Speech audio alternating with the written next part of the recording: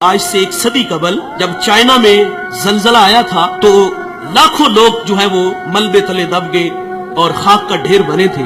और एक बहुत बड़ी बिल्डिंग जब वो नीचे गिरती है तो उसके मलबे को उठाया गया तो काफी दिन लग गए उस मलबे को उठाने के लिए।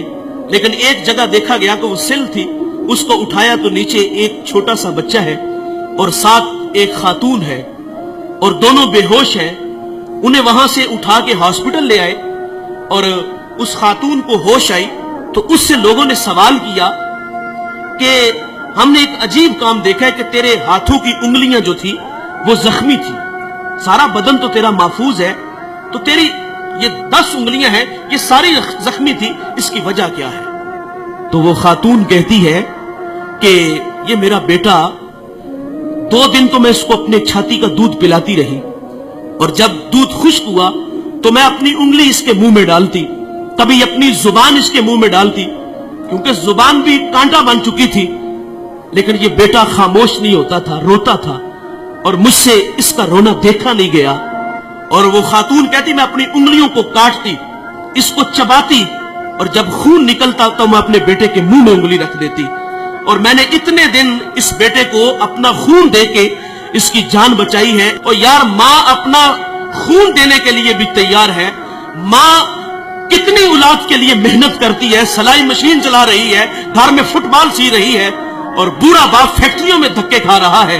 हम अक्सर रात लेट घर जाते हैं, किसी शहर से गुजर होता है तो फैक्ट्रियों से हम देखते हैं कि जवान भी निकल रहे हैं और रात 2 बजे बूढ़े भी निकल रहे हैं। जवानों को देख के ताज्जुब नहीं होता, बात समझ में आती है कि इनके ख्वाब है, कुछ सपने हैं, ये बड़ा घर चाहते हैं, ये बड़ी गाड़ी चाहते हैं, उसके लिए ये 18-18 घंटे मेहनत कर रहे हैं। ताज्जुब उन बूढ़ों को देख के होता है कि जिनके कदमों में अब चलने की सकत भी नहीं। ये वक्त तो खिदमत करवाने का था, लेकिन ये फैक्ट्रियों में धक्के खा रहे। वालिदैन की अजमत को सलाम करता हूँ। ये 18-18 घंटे काम इसलिए करते हैं कि पहले हमारे बच्चे स्कूल में पढ़ते थे, अब कॉलेज में है, यूनिवर्सिटियों में पढ़ते हैं, अब खर्चे बढ़ गए हैं। उनकी तालीम को मुकम्मल करने के लिए वो 18-18 घंटे काम करते हैं।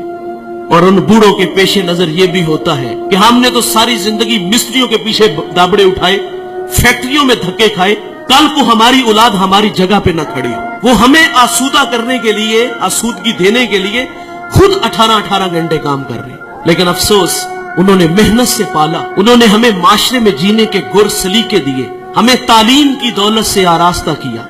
माँ घर में फुटबॉल सी के बच्चों के लिए पैसे जमा कर रही है, कई बार हाथ जख्मी हुआ, सारी सारी रात वो सिलाई मशीन चला के अपनी औलाद की तालीम के लिए मेहनत की। और हम इतने बड़े बने कि जब हम किसी आला मसनद पे बैठे तो अब माँ बाप खुद को छोटा महसूस करने लगे। ये रवैये हैं हमारे, वो हमें बड़ा देखने के लिए खुद हारे।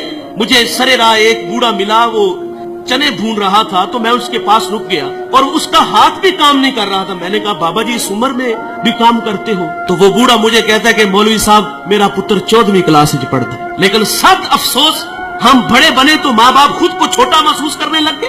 अब बाप का तारुफ कराते हुए बेटे को शर्म आ रही है।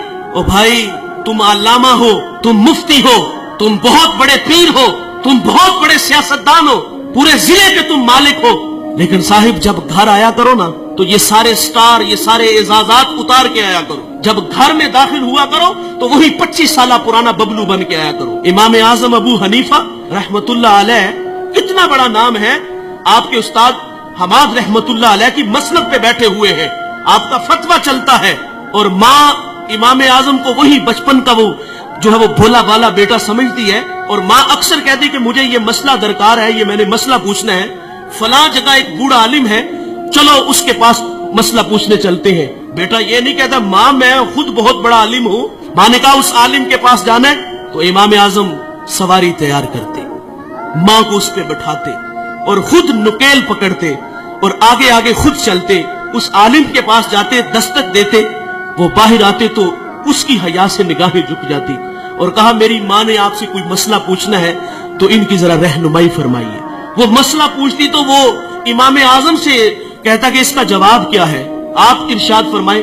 आप आहिस्तगी से फरमाते इसका ये जवाब है और आप थोड़ी सी ऊंची आवाज में मेरी माँ को मसला बता दो। सारी जिंदगी ऐसे ही हुआ اور ماں باپ کے لیے تو اولاد وہی 25 سالہ پرانی ہونی چاہیے نا. لیکن افسوس کہ ہم گھر میں بھی آتے ہیں تو پیر بن کے آتے ہیں. افسوس کہ ہم گھر میں بھی آتے ہیں تو بہت بڑے علامہ بن کے آتے ہیں. ان کی قدر کرو صاحبو. قدر نعمت زوال نعمت کے بعد ہے. اگر یہ روٹ کر کے چلے